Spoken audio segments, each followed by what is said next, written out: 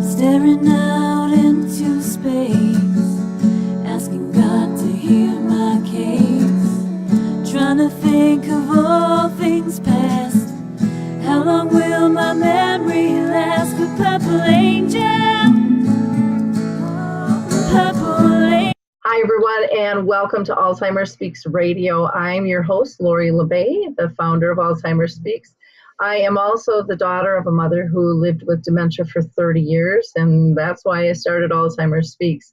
Bottom line, our company is an advocacy-based program providing multiple platforms to shift our dementia care from crisis to comfort. And we do that by helping connect people to service, products, and tools by raising everyone's voice. We're also known as a media outlet to help businesses expand their footprint in this audience and in this industry so that it's just easier to connect and find the resources we need. I also like to live my life with gratitude. And in doing that, I think one of the most important things is to thank our audience. You see, your likes, your clicks, your shares have raised our profile so much. I still can't believe it. We've been recognized by Oprah as a health hero in 2018, by Maria Shriver as an architect of change, and then Dr. Oz back in 2012, Dr. Oz and ShareCare as the #1 influencer online.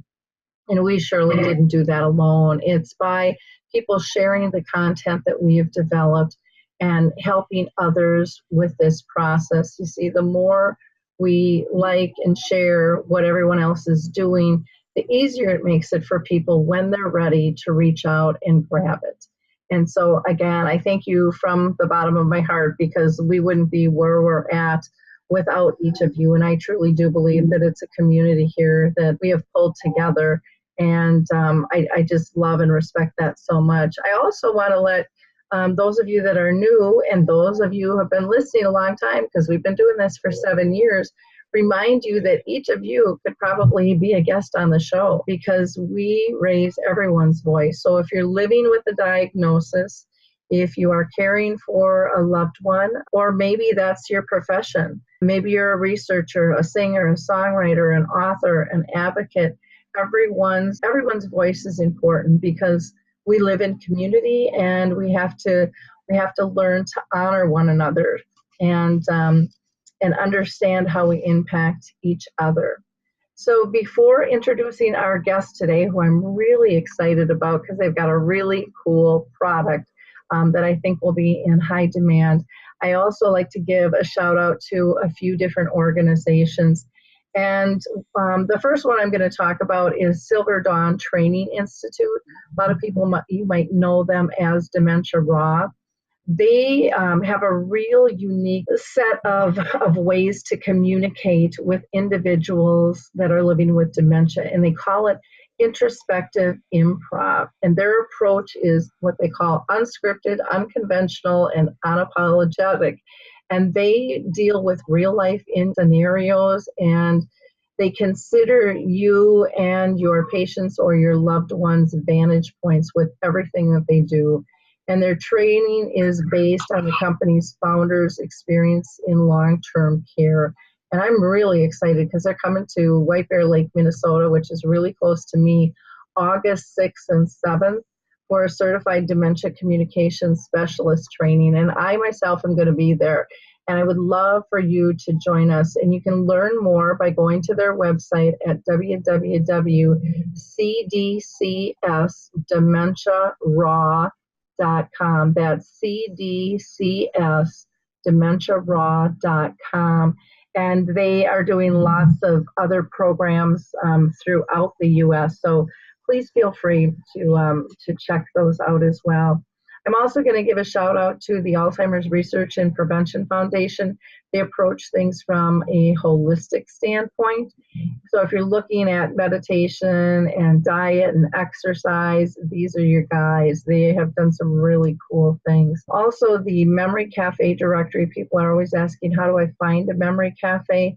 Go to memorycafedirectory.com. That is sponsored by Calendar Cards, which is not with a C, but both words are with a K, calendar cards with a K. And you'll be able to find any of the registered memory cafes in the U.S., or maybe you have one you want to get registered. Dave would be more than glad to go ahead and get you put in in their directory at no cost. So with that, I am going to go ahead and introduce our guests today, and I'm very excited to have them both with us. I am going to try to not crucify poor Susan's last name. We'll see how I do. We have with us Susan Ostrowski, and she is a speech pathologist providing cognitive communication therapy to older adults in a variety of settings. So welcome, Susan. I'm so glad you're here. Thank you. And with us also is Peter S. Dixon, and he is an internist providing primary care for seniors, and he understands the importance of patient-centered care. And Peter is actually one of a very few physicians who still makes house calls. So welcome, Peter. Thank you very much, Laura. It's a pleasure to be here. Yeah, I am really excited that the two of you joined.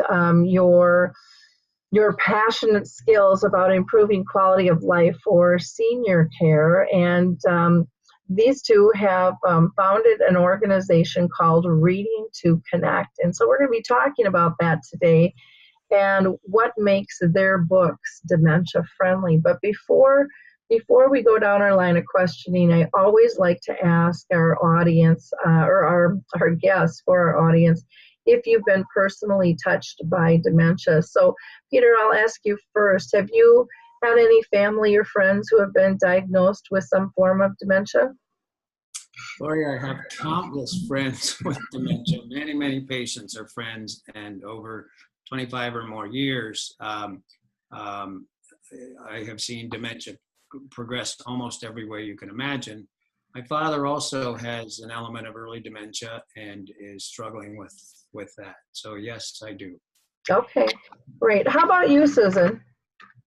Yeah, I would say some relatives and like Peter, just friends and neighbors and people in various settings for sure. Various parts of my life. Yeah. Yeah, it's hard not to be touched by this disease. Yeah. I want to start out, and I'll go ahead and pose this to you, Susan. What makes your books dementia-friendly? I know you've done a lot of research in putting them together, but why don't you tell us why your books are dementia-friendly? Sure. So it involves a lot of things, but I'll keep it short. So the most obvious thing is that they're easy to manage. So they're spiral bound, they lay flat by themselves. You can fold them over if you want. The pages are stiff. You know, most typical books for adults can be 100, 200, 300 pages. They're just a few pages, they're about 20 pages. The appearance is obvious. You know, as soon as you look at it, the paper's very, very white, the print is bold, so there's high visual contrast, which elderly people love right away because it kind of pops out. There are a lot of images, which helps give them a rest from reading, and of course enhances their comprehension and makes them more sociable, makes them more conducive to conversation. The typeface is what's called non-serif, so it's quick for all kinds of visual difficulties. The sentences are isolated and short, so they can rest kind of in between sentences and process things. Those are the few things. I would also add, Lori, if I might, that the books are not written down to a lower level. They are written very, very intentionally to a mature level that reflects a senior adult experience. We also incorporate in every page a sort of a reminder of what the subject is in terms of the photo or the image that reflects the text. And so people don't get lost. It's a very comforting, you're enclosed. I would also say the books are set up in such a way that you don't have to go page by page. If a patient has a hard time, or a person has a hard time turning pages or kind of gets lost, it's not a story. It's a whole bunch of different segments, and they can go back and forth and be perfectly happy and entertained. Oh, that's great. I'm just wondering, I've got a couple of them here that you had sent me, and they're very easy to hold. They're not, like she said, real thick. You've got the shiny cover, that's a protector on the front. But again, let's see, I'll just open it up to another page. You've got really large type, and then really nice big pictures. And Lori, that's how one reflects the other to keep somebody on track. If their mind's wandering, their eye can go back and forth and stay with the subject. Mm-hmm. Which is absolutely fantastic. One of the things that I was thinking about with your books is that I need to connect you with our library system here in Roseville, Minnesota. They actually have made up what they call memory minder kits, and they've put together 60 of them specifically for dementia, and they've broken it out to kind of 3 different levels. But there's always an engagement piece, and then there's a learning piece in there, and sometimes they'll have maybe a music CD and then some tips and stuff for communication as well. But they, like I said, they've got 60 of them right now, and they're always out. They have a wait list for them. So they are in the process of putting another packet together like this, specific for Lewy body. And there's a lot of other libraries starting to look at what they're doing. So remind me to connect you with the library system here. I'll make myself a note, and I think they would be very interested in what you're doing. Lori, I love when you talked about the learning piece. Mm-hmm. That was one of the things we discovered so quickly, is that nobody, and older adults are no different, nobody wants to read what they already know, right? They need some degree of what's familiar and some degree of novelty.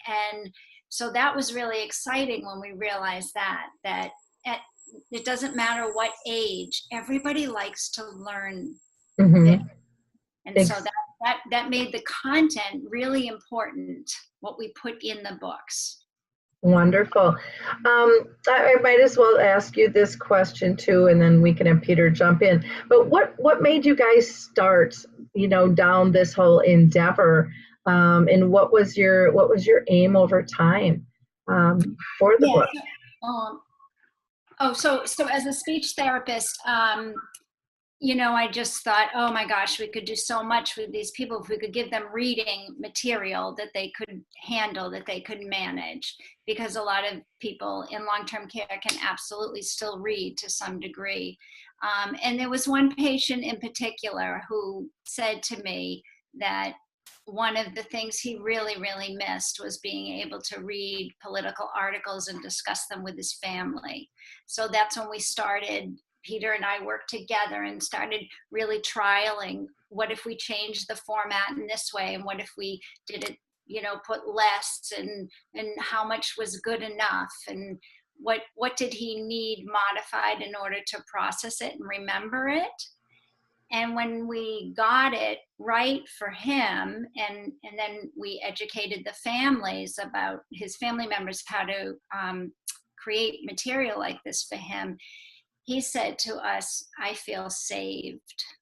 Oh, gosh, melt your heart. So that's kind of one of the things that really propelled us forward. Mm-hmm. Do you think so, Peter? Is that there's no question about that's the case. The other thing, so that's an example of an individual who really sparked us because of his, how much he missed reading. He was quite an intellectual prior to that. The second thing is that in our experience, we've seen many people with either dementia or approaching dementia with memory problems who are surrounded by reading material and never lift it up. And they got a newspaper on a desk here and a book over here and a magazine somewhere else. And we started saying, can they read? Is it possible that they can read? Or is this really a person loses reading at some point? And that question, if they can read, why aren't they, was the second part of this whole sort of in a conceptual basis of what drove us into this, because our hunch was, and certainly the person Susan's talking about, was an avid reader. He just couldn't access the text. When you look at a magazine, there's so many images and it's cut up and there are tiny columns and tiny print and glossy paper. And people can't, once you start getting a little soft in processing it, so it's hard to put all that together visually and in terms of the speech part, the input, the visual input. Yeah, the thing I'd add with that whole scenario too, and I'll give you an example of my mom. My mom used to love to read the paper every single morning. And in the nursing home, we had the paper delivered to her. That was really important. She wanted that. And I'll never forget the day I came in and she was holding it up upside down.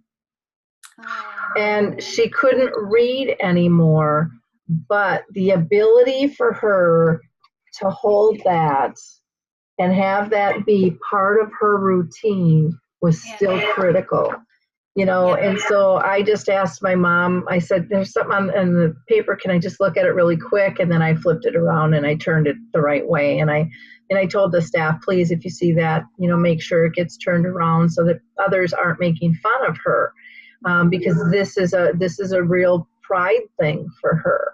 And it's real important. It also speaks, Lori, to the importance of print on paper. Mm-hmm. That to hold something, to be able to turn a page, that's a habit that goes way back to grade school. That's a habit people have. And so when you can put them in touch with their past and their background, and they're doing something that they're used to do, and now they're seeing things and being able to read it because the print's larger and the subject's appropriate, it turns them on. They start to come alive. Yeah. Well, and the other thing with the photos that you have, even if the words start to go, they can reminisce, and that'll trigger some memory and stuff too. So there's so many different angles, I think, in ways that your books can really help people live fully and feel engaged. We formatted them so that basically people in various stages or types of dementia could benefit from them, would really enjoy them.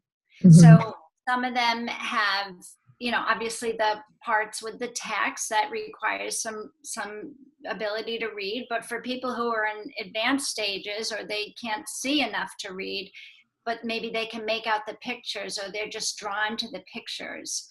And there's very clear, large titles. So it's fascinating to offer the book to somebody and see where their eyes go, because their eyes will go to whatever makes the most sense. Mm-hmm.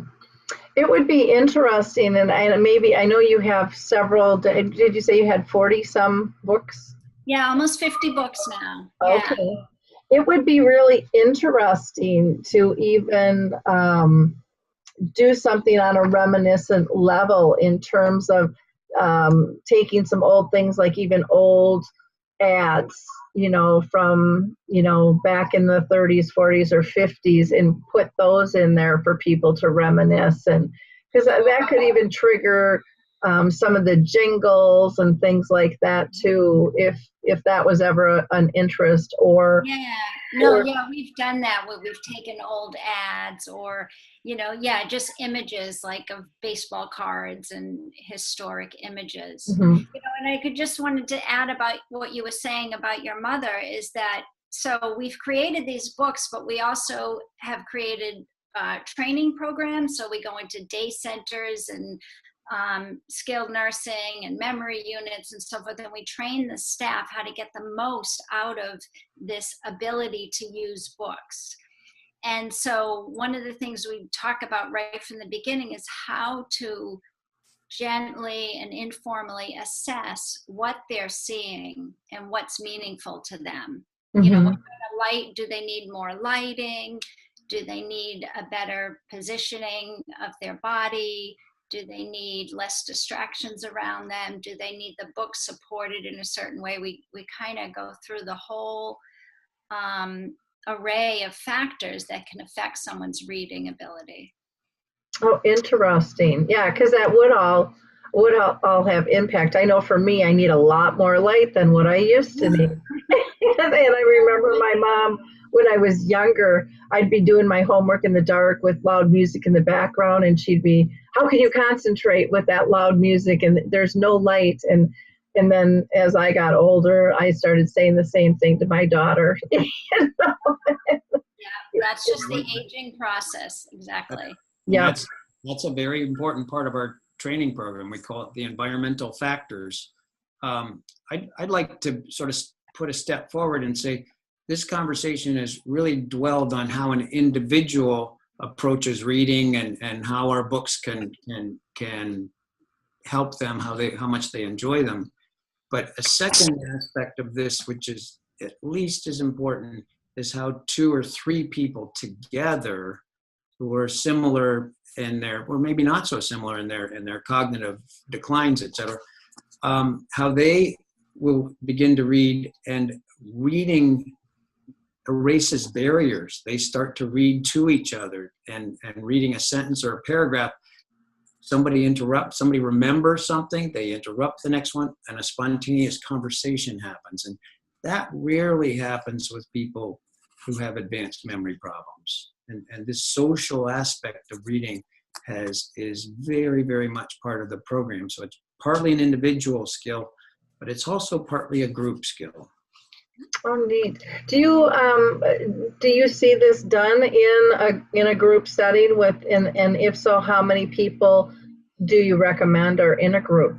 Yeah, so that's part of our training with mainly activities professionals, but nurses, aides, and volunteers, and families, and nurses, and administrators can attend the training, of course, as well.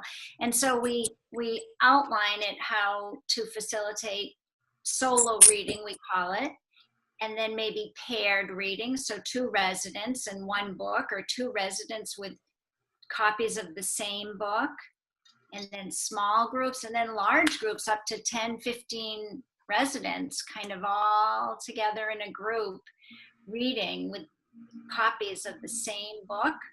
Mm-hmm.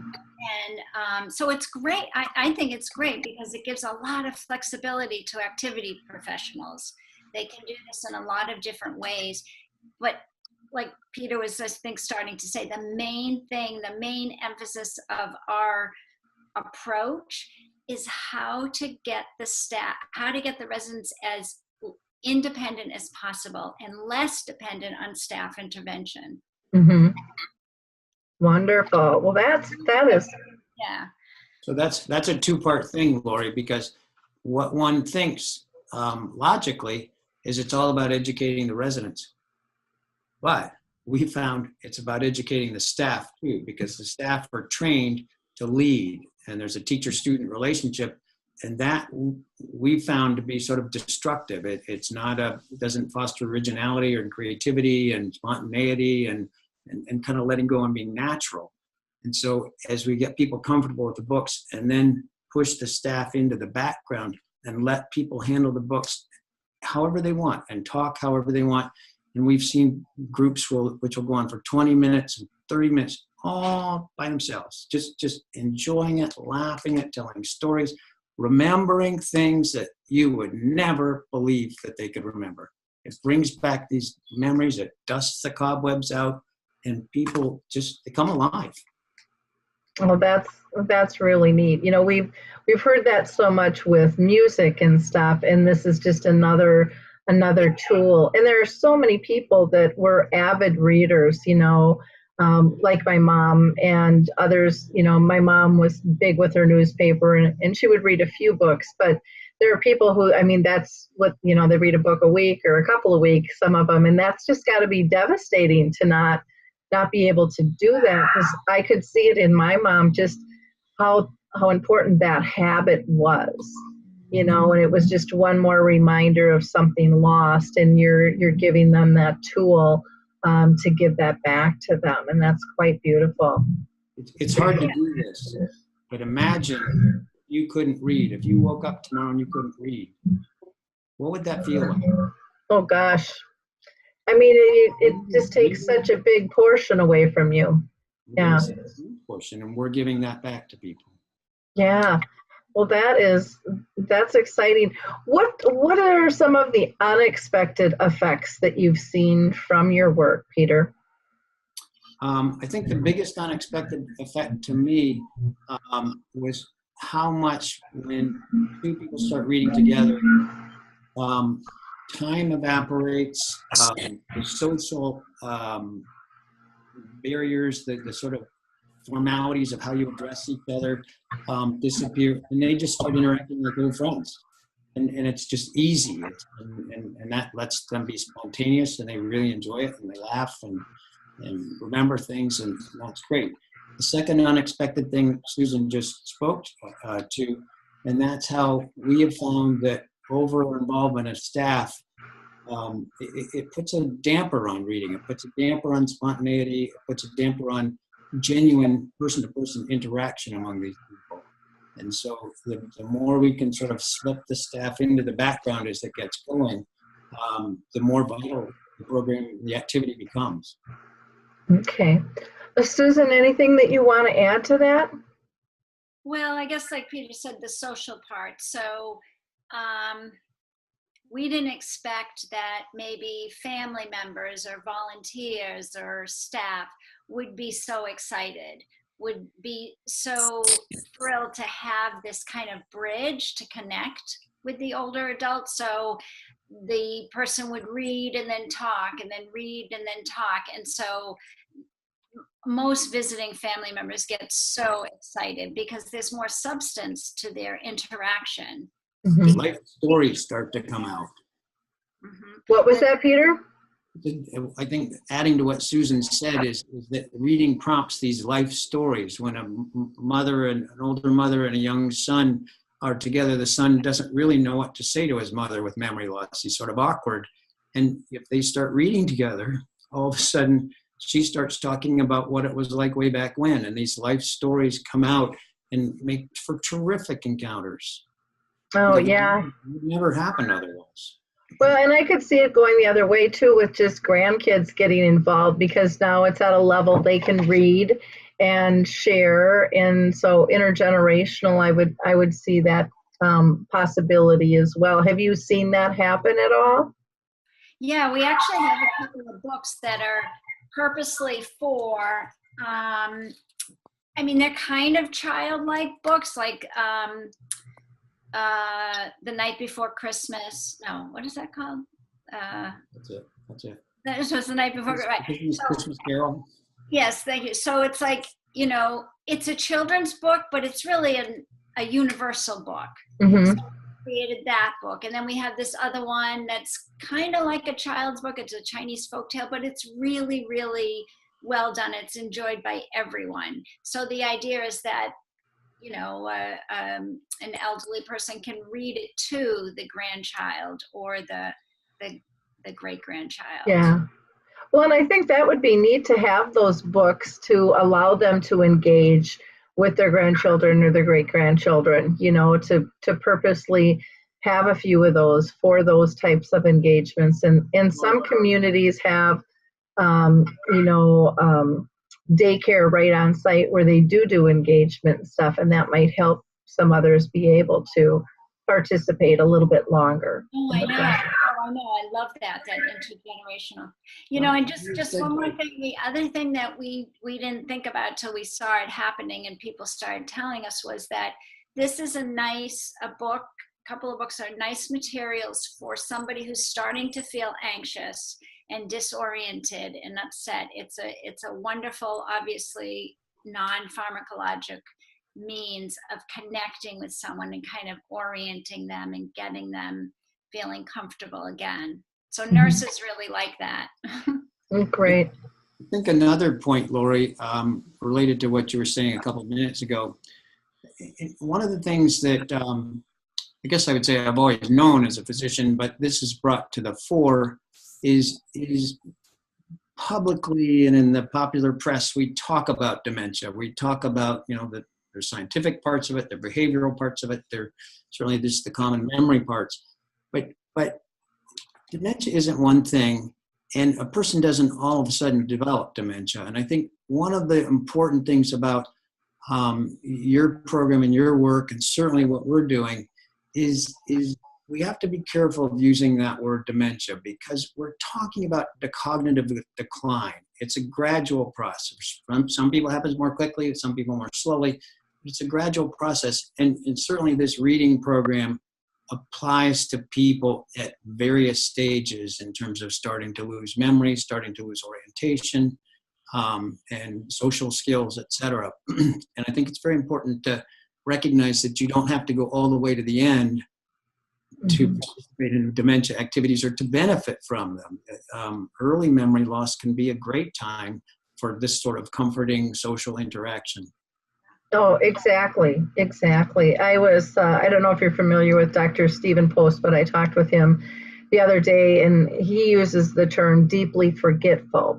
And he says, we all forget, but it's when that exhibits more, in our day-to-day routine. And so he likes to say we're all more similar than alike. So he uses the term deeply forgetful.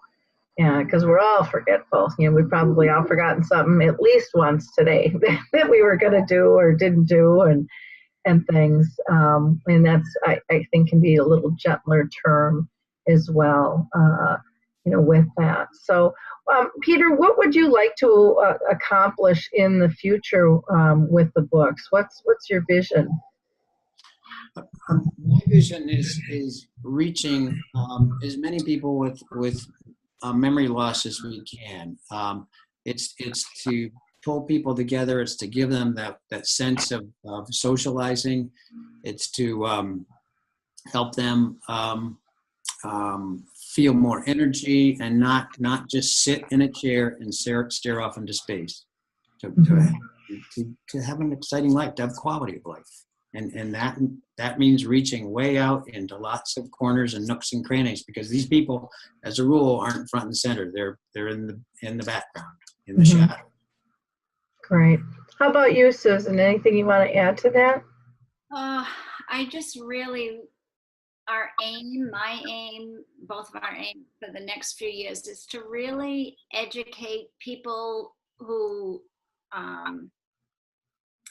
really care about people with cognitive impairment due to aging.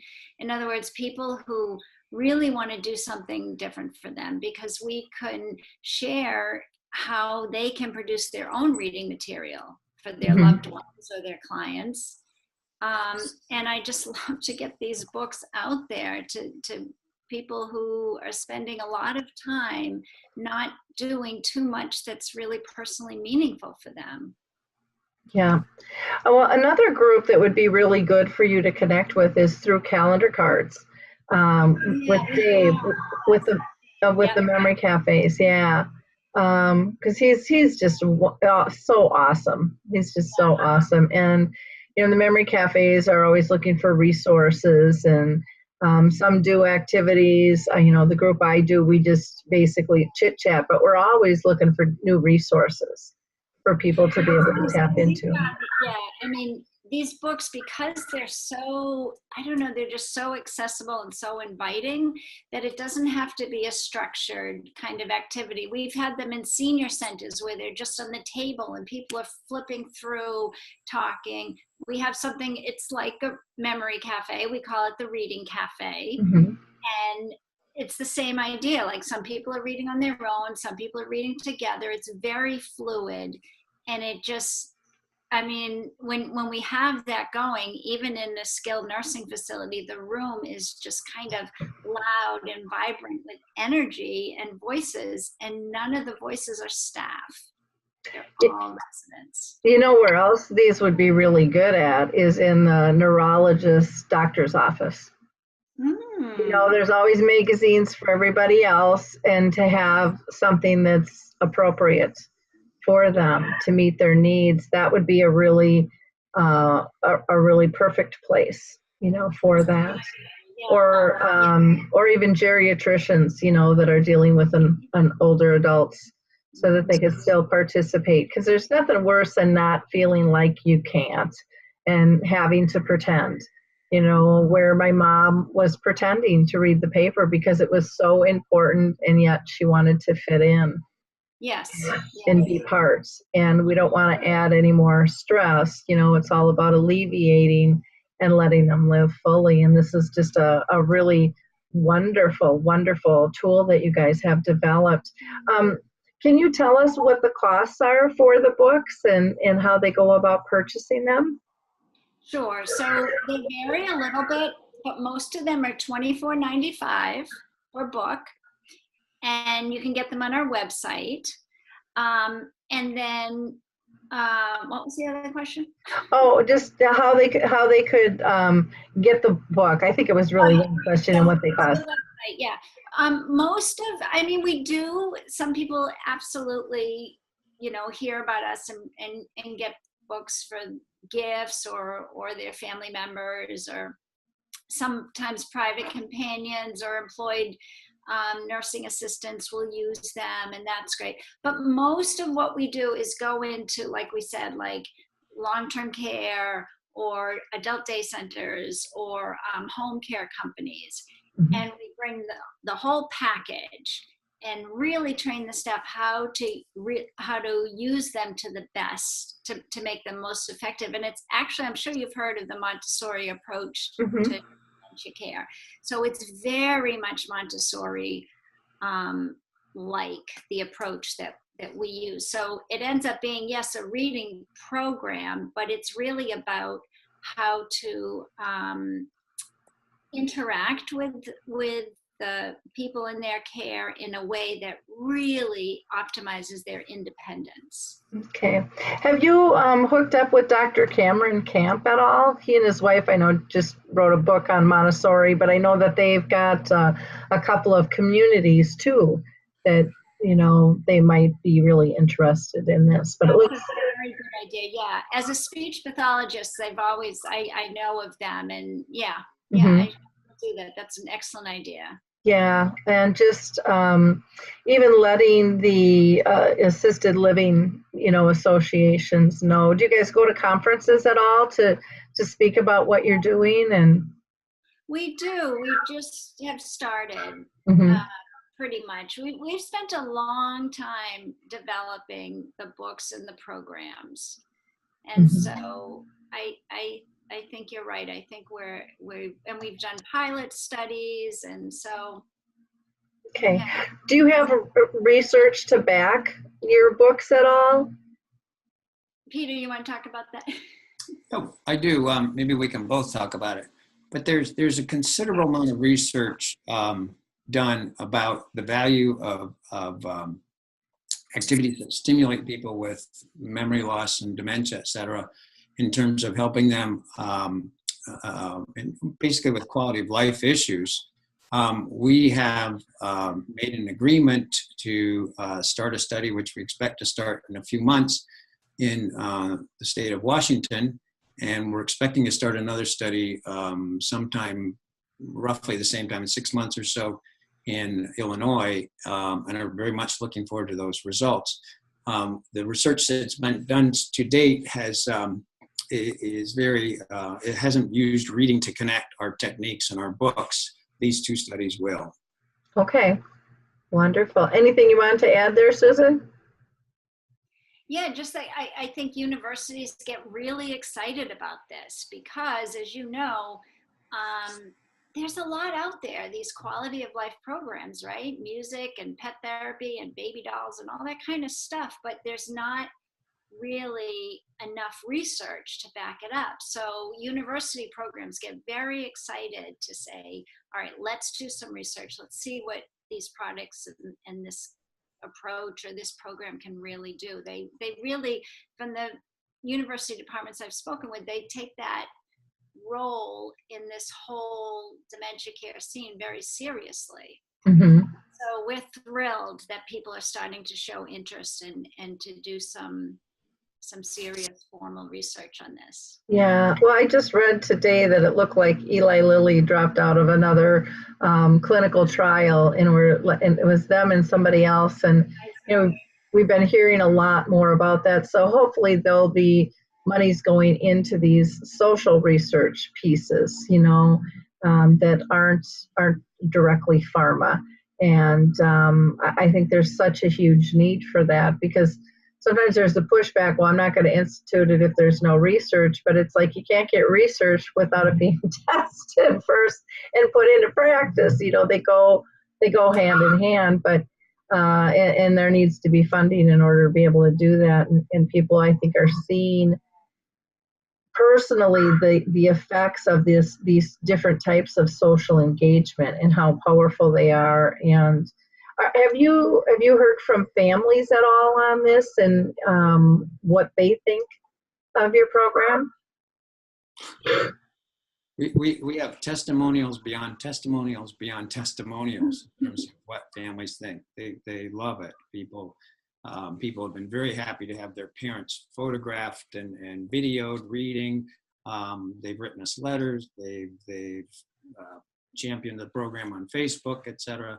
It's really enheartening to see what people have said, hear what people have said. Oh, that just really has to soothe your heart. I mean, to know that you're filling a need like that is pretty powerful stuff.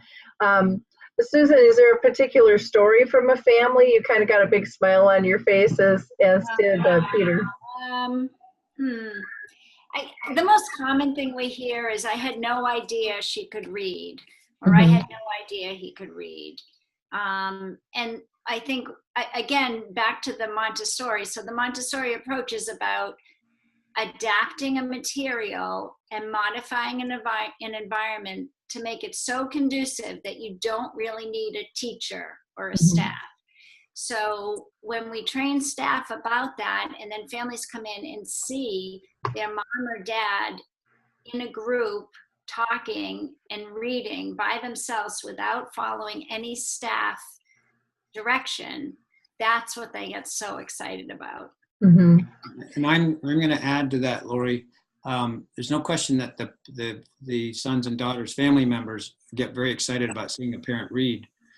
They also get very excited about seeing a parent who's elderly being excited, being animated, being happy, being integrated with their community, which takes a tremendous amount of guilt away from them, and they're delighted, and their parents real.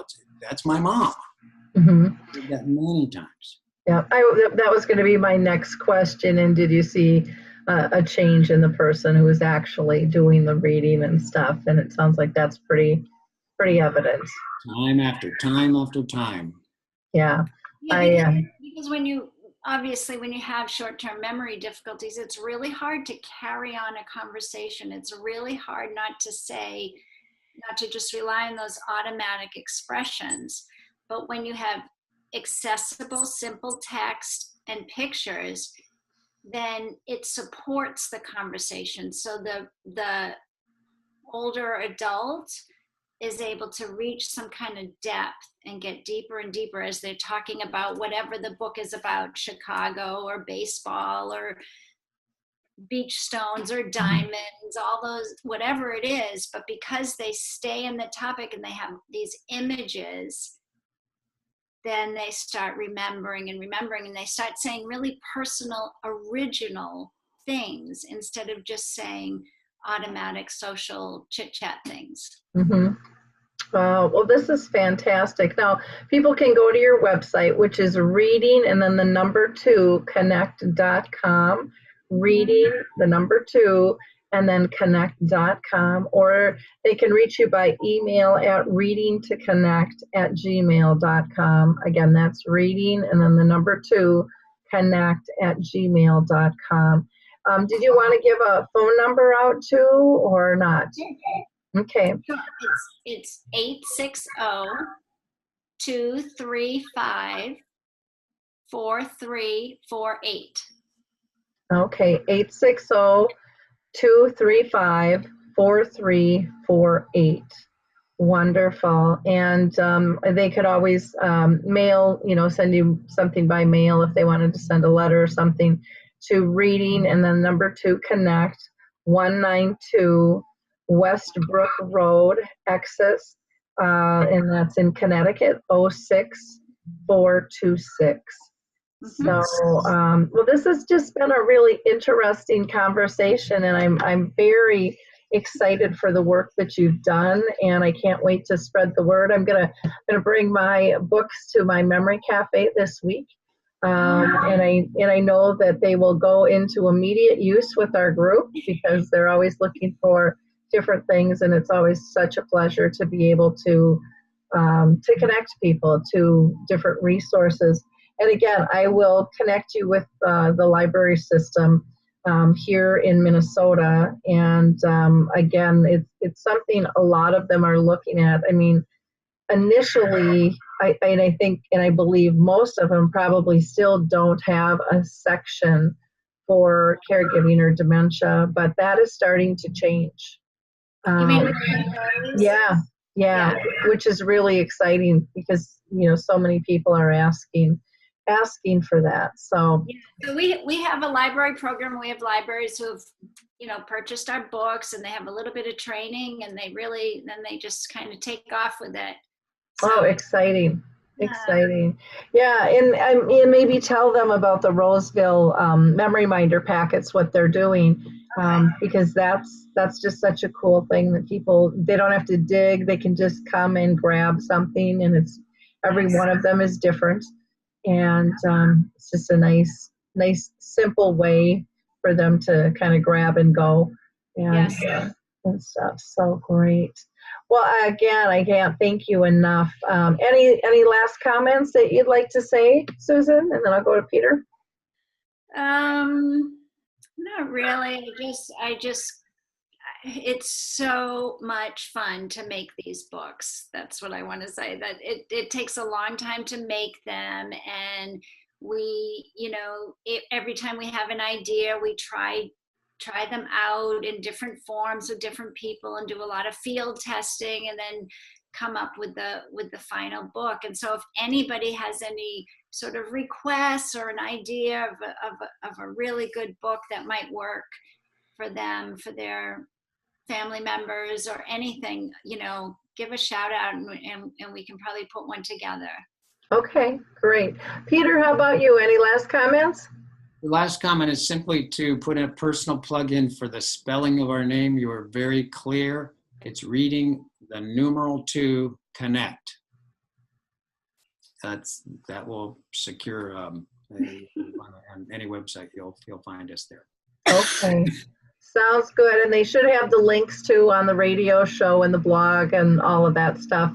So hopefully they don't break. Once in a while they will, but most of the time they go right through. So great.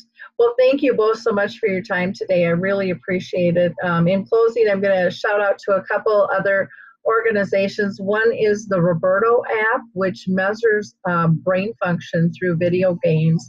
And it's just it's a nice way to be able to monitor where your brain health is at. You can do it, every day or multiple times a day or once a week. But to me, it helps us keep in mind, when our scores might adjust, to look deeper. Did I get enough sleep? Did I drink enough water? Do I have stressors in my life? Because there's a lot of things that can cause our brain function to decline and kind of sidetrack that isn't necessarily dementia. And we can look at that a little bit closer. And you can just go to therobertoapp.com, or you can go onto Alzheimer's Speaks, and you'll see a little banner ad, which will give you an extended trial of that too, if you'd like. And then I like to remind everyone of Maria Shriver's Move for Minds, which is happening this June in multiple cities around the U.S. and also in Europe. But you can get more information on all of what Maria is doing through her women's Alzheimer's movement.org.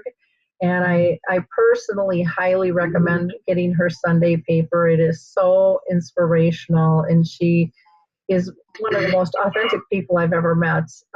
Just really genuinely wants to improve the world and shares with us her deepest thoughts and movements and products that others are doing to improve the world as well. So with that, we'll go ahead and close. And again, I just thank you both for joining us today. Thank you, Laurie, so much. Thank you very much, Lori. It's been a pleasure.